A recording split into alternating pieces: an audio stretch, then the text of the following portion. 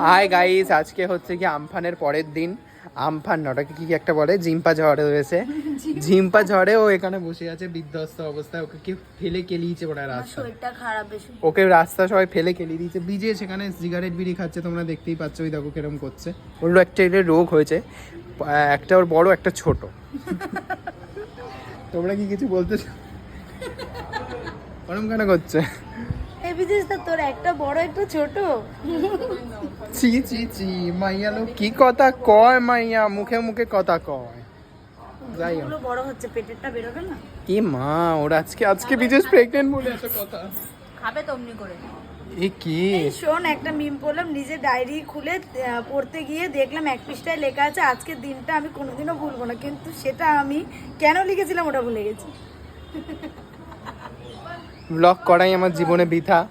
আর কোনোদিন blog on করবো না, এদের ফালতু পিএম পিছে শুনতে।